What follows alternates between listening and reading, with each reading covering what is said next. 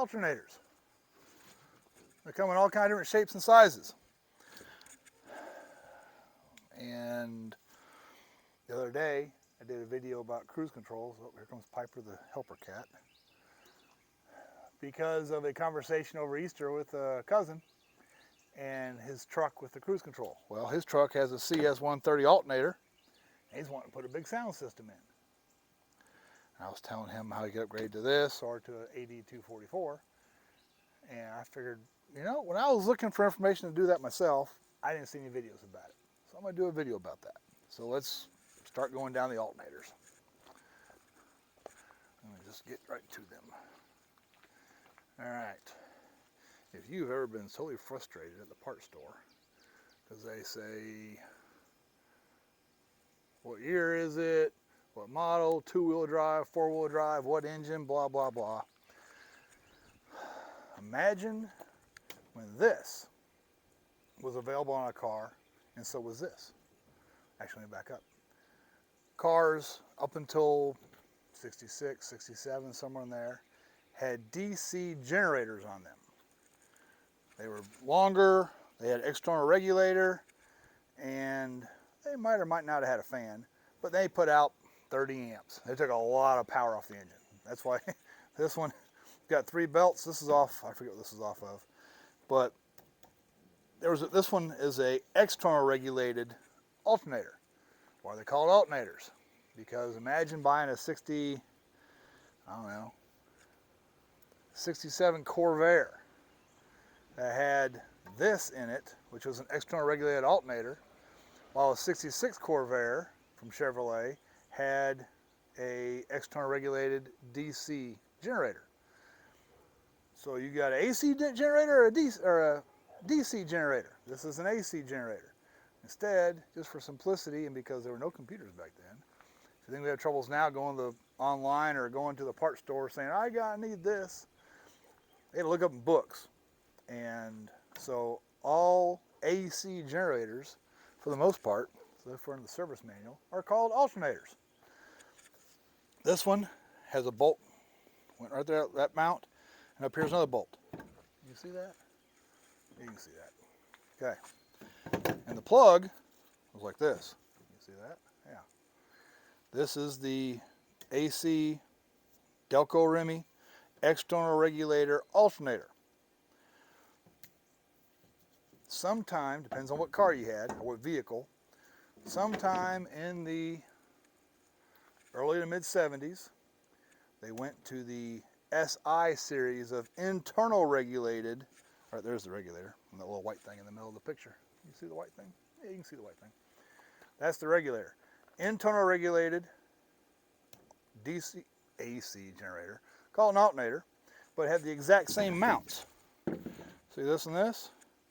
You could take, say, a 76 Chevy truck, had one of these on it, put it on your 67 Camaro, get rid of the regulator box, have a better alternator. This one, is this even rated? It is, I don't see it. I can't see what the rating is. It's probably 30, maybe 60 amps. This one, I saw it earlier. This one's 12 volts, 66 amps. That was high power 50 years ago. Hi, Piper. And this is a 12 SI. A little bit smaller is a 10 SI. And then for the military vehicles like this, zoom out. I'm doing this on the tailgate of the 1009. Like the old Blazer here, the 1009, these vehicles got a 27 SI alternator. Tremendously bigger, tremendously different. Let me zoom back in.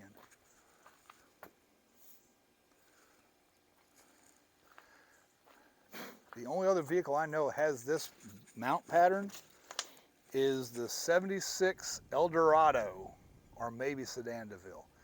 But this is a 100 amp alternator. This was massive for the time. And it's a massive alternator. I mean, look how much bigger it is. So, but even then, if you look, the front of this bolt hole and the front of that bolt hole, they line up. you could make this fit where this thing was. In fact, that's what Chevrolet did when they made the CUCV series, was they took one of these off the vehicles and put two of these on there. You had two 12-volt alternators that make a 12-24 system, and that's probably going to be a video for another time. I think I've already done a video about that, but anyway. 27 SI. Then I got to move the tripod down because I'm running out of tailgate space. Depends on what year.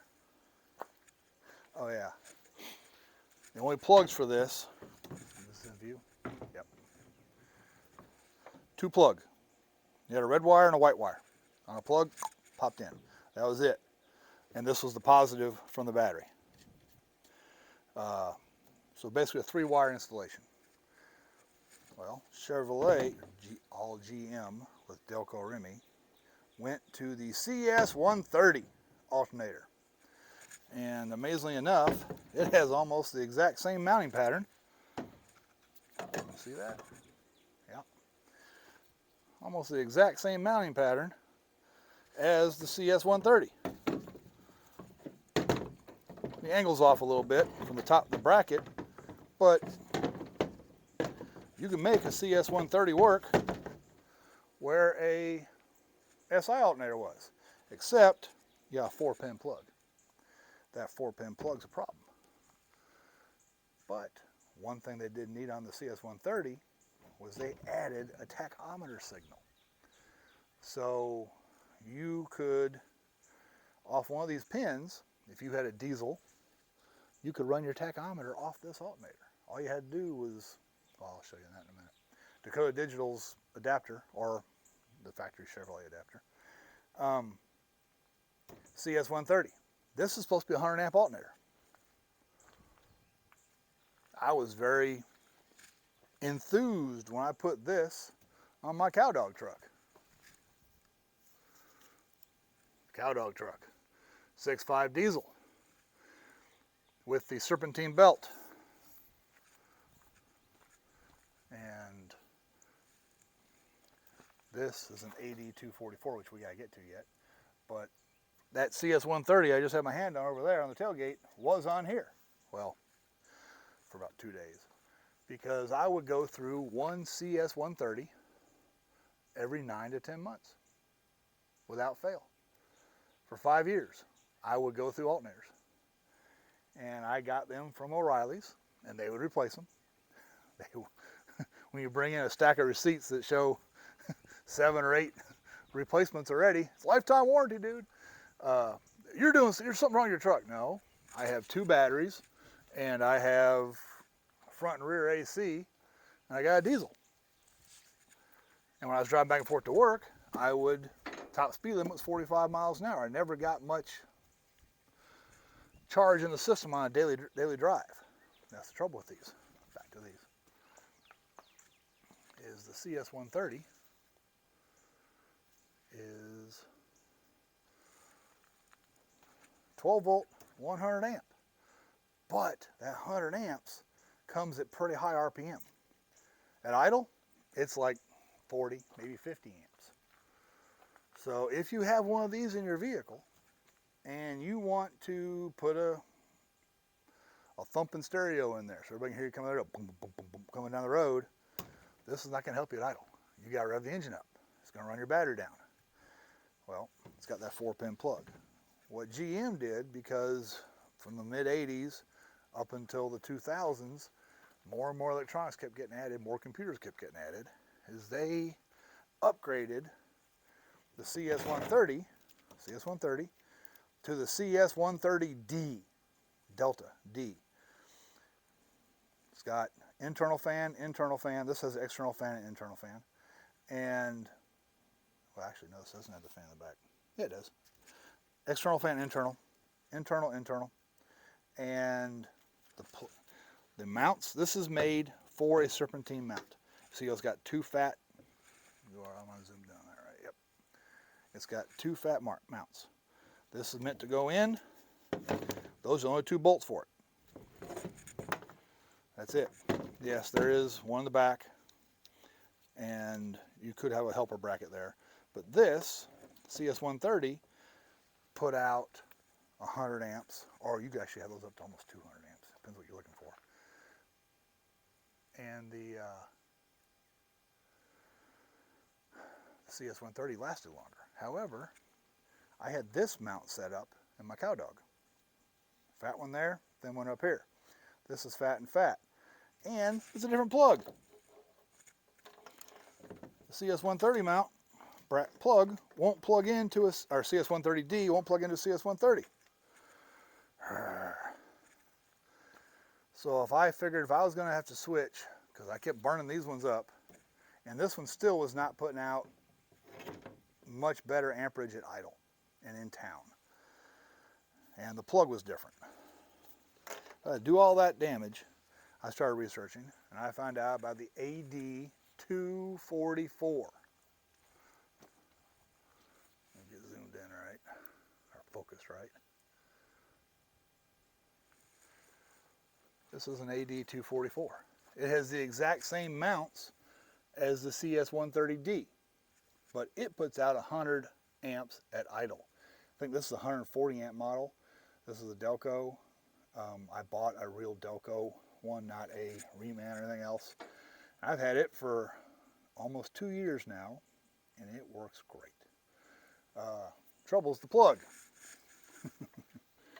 This truck came with a 12 SI alternator. So this is the red and white wire I was talking about. I bought this adapter pigtail, goes from there over to here, on eBay for something, but the yellow wire running off, that's my tachometer signal. That yellow wire is my tach. So I wanted to keep that when I switched from the CS130 to the AD244. So I bought another pigtail to go from a CS130 to a CS130D or AD244. So I got this plug in the alternator, this pigtail to there, over to the other one. And I have a resistor. I bought the ones with the resistor. If you have no idiot light, you have to put a resistor in, I forget which wire it is. And I got both these with the resistor. So I have not burned up the alternator. I've not burned anything else up on the truck. Now, am I losing voltage or amperage that way? Possibly. But I fire it up. I'm at 14.2 or 3 volts right at startup, and it stays there. Lights on, front AC on high, rear AC on high, all's well. Now, make it work, the bracket down here was the same. It's just one bolt going through this big fat thing there. The bracket up here, though, I modified. This is supposed to go into a double-sided bracket or mount. I used 1/4 inch, 1 inch flat steel. You can see my first try, that hole. I need to pull this off and paint it and grind that hole off. But when I made it fit, it fit. It is solid. I've got almost 10,000 miles on it with this, actually more than that. And I'm happy with it. So I've left it alone. So, alternator.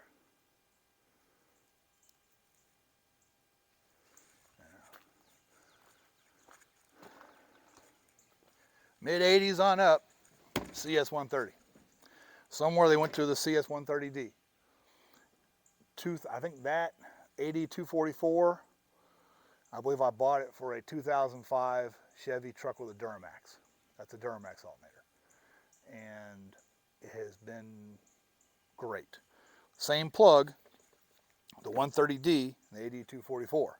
If you have a CS130, you can put this in, change your mount, puts out more amps at idle, and you can, all these you can get that'll go over 200 amps from Summit, or just Google it, they're everywhere.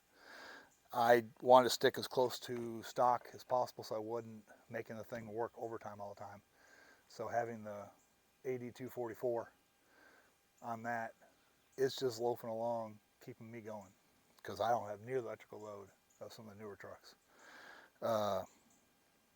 Plug, pigtail is, I bought both those off eBay. So you can go from a 12 SI or a 27 SI or a 10 SI or whatever up to AD244. Just make your brackets or make it work, make it solid.